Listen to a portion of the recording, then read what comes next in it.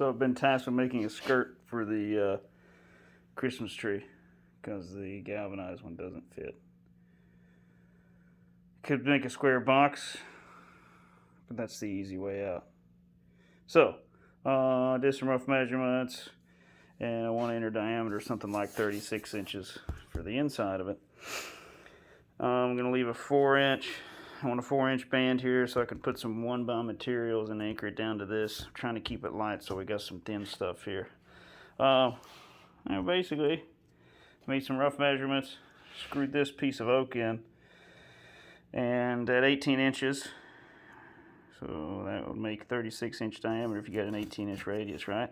Drilled some holes, drilled another hole at about 22 inches to leave that 4-inch band, and it'll be perfect room, perfect spot for this trim router bit to fall in there. And we'll put some double-sided tape to lock that on there temporarily, and we'll just swing it around the circle and hopefully get a halfway decent cut out of it. Oh, and I've anchored this to my worktop so I can just move the whole piece at once.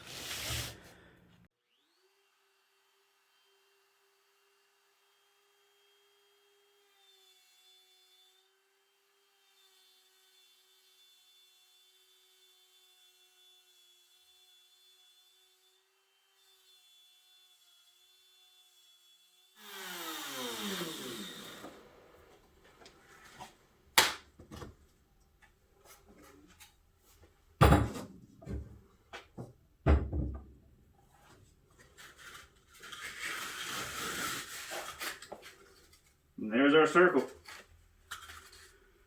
So the idea is this is going to be our base. We're going to have some 1-bond material resting on it like this all the way around the perimeter. This is going to rest on top of those like that. We'll cut a hole in the middle of this, obviously, for the tree to rest in. But the question is, what's the angle on this? So you can do a little math. You get your triangle calculator online. And basically you put the value of at least 2 legs in, your A and B leg. So, we want the top of this to be about 1 foot from the bottom of the floor, so we put 12 inches in there. Really, it's kind of, I don't want to say arbitrary, but you just kind of pick a B leg. So we're going to go to the radius. We say it's going to be somewhere around 16 inches. You throw that in the calculator. It's a right triangle. So you're going to get an acute angle of around 18 degrees. So you can actually make that cut on your miter. I cut it at 19 here. And then the angle is going to end up being the same at the top. So just a rough test here before we put more legs in. And just cut 4 down.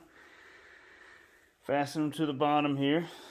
And this rests on there pretty good. And you can see I'm pretty well flush all the way around.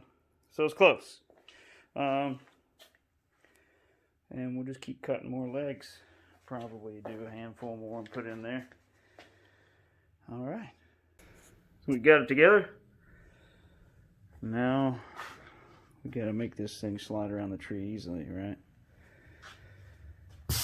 Got my center marked here, so we'll get the hole saw out. Put a hole big enough for the in the base of the tree, and then we'll cut it in half.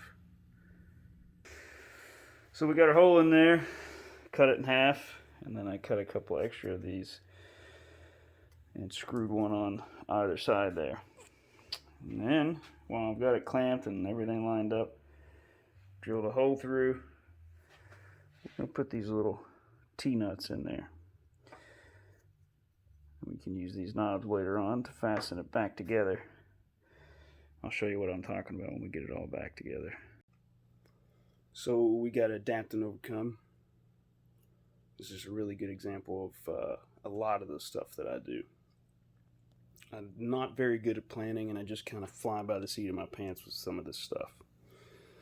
So we're going to cover this in fabric, and I didn't think enough ahead about how I was going to secure that, and I used this thin stuff in the interest of keeping it light. But you're really not going to find a staple that's small enough to staple this fabric and not poke through the top and create a hazard.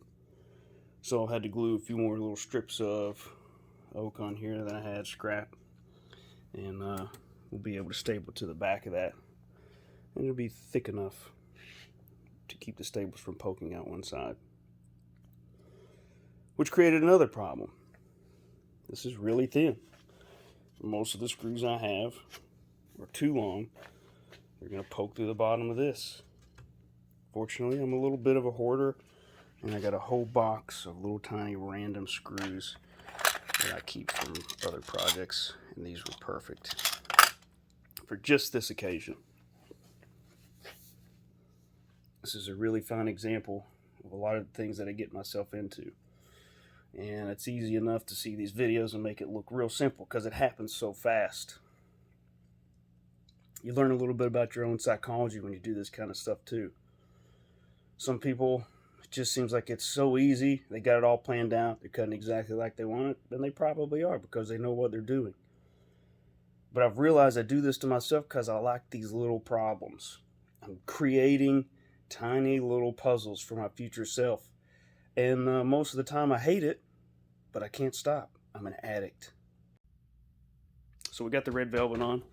I just want to point out that this Power Shot stapler is probably the single worst tool ever created. It's only a marginal improvement over hammering in each staple with a frozen vegetable. But anyway, we got it together and everything's ready to go, right? You just put it in place, use our handy dandy nut. My God. We can't use our knobs. Fabric's in the way. Fortunately, this is one of those things I thought about a little bit ahead of time. I have some magnets, which I think would be a pretty simple solution, and you're not adding a lot of moving parts. But they're rectangular, which means if we're going to put them on here, we're probably going to have to route out some holes in the wood, use a chisel to finish them out, and then glue it in place. That's a lot of work. For all you Ron Swanson types out there, you might want to turn away right now. But we're already knee-deep in this swamp of arts and crafts, so we might as well get nerdy with it too, right? So you could do all that work with a chisel,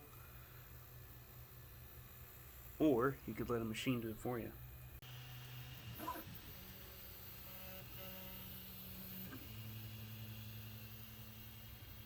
So this is the finished product from the printer.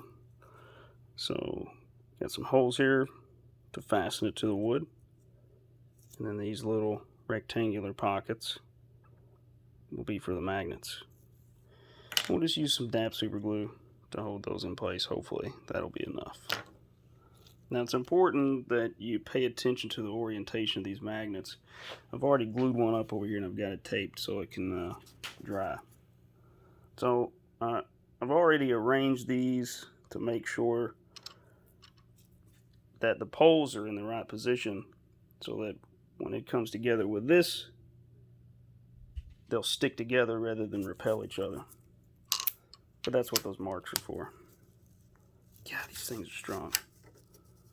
Anyway, you get the idea. Jim's inspecting it before final assembly. He seems to have given his approval. You can see here, secured the magnets and their holders on opposing sides on each end. And so when we put it together, it clicks pretty tight. But it's easy to separate and move around later.